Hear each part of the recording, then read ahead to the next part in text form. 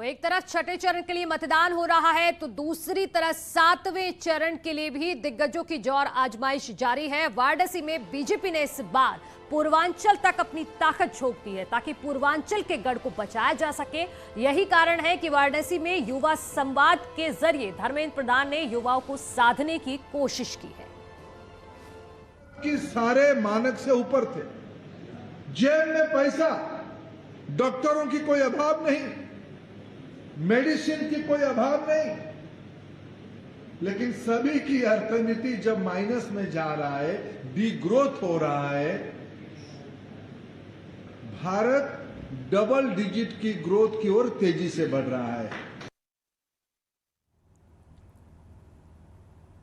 उधर विपक्ष भी आखिरी चरण के लिए ताबड़तोड़ प्रचार में जुटा हुआ है। कांग्रेस की राष्ट्रीय महासचिव प्रियंका गांधी ने सोनभद्र में जनसभा को संबोधित करते हुए बीजेपी सरकार की नीति और नीयत पर सवाल उठाते हुए कहा कि हम यूपी में विकास की राजनीति करना चाहते हैं, ऐसी राजनीति जिसमें जाति धर्म की बजाय रोजगार की बात हो। अगर आप कांग्रेस की सरकार यूपी में लाते हैं तो दशकों बाद ऐसी सरकार देखेंगे जो आपके हित के लिए दिन रात काम करती दिखेगी। उन्होंने युवाओं के लिए भर्ती क्रांति लाने की बात भी कही।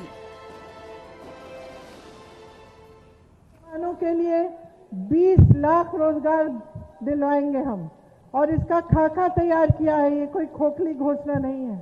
जहां से ये रोजगार बनेंगे वो पूरा हमने तैयार करके एक भर्ती विधान बनाया है। हम भर्ती क्रांति लाना चाहते हैं।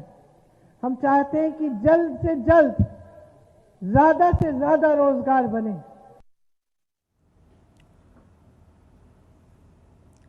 उधर मिर्जापुर पहुंचे भूपेश बघेल का बयान सामने आया है। उन्होंने कहा है कि बीजेपी की सरकार के कुछ ही दिन बचे हैं, यूपी में कांग्रेस बनाएगी सरकार। बड़ा दावा भूपेश बघेल का।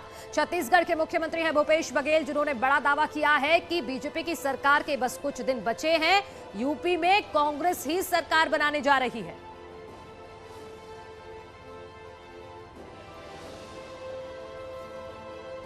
जा रही है, वो मठ में बैठने वाले हैं 10 तारीख के बाद, ये तय हो गया है। कांग्रेस की सरकार बनने वाली है। किसानों के ऋण भी माफ होगा, 2500 रुपए क्विंटल में धान और गेहूं खरीदा जाएगा, 400 रुपए गन्ना वाले पाएंगे। कितनी सीटें कांग्रेस लेकर आ रही है? सरकार बनेगी।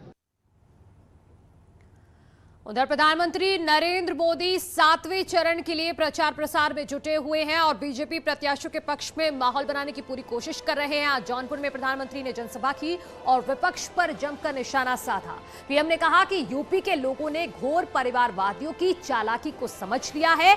आज यूपी एकजुट है और एक मत खड़ा हो गया है। और जौनपुर के मित्र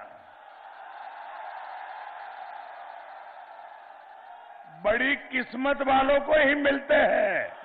भाजपा का नेतृत्व आपके सामने है, ईमानदार, सक्षम और गरीबों के लिए संवेदनशील। और वक्त हो गया एक छोटे से ब्रेक का। हम जल्द लौट रहे हैं, लेकिन अभी तक आपने अगर वोट नहीं डाला है तो जरूर पहुंचे पोलिंग बूथ पर और मत का प्रयोग जरूर कीजिए।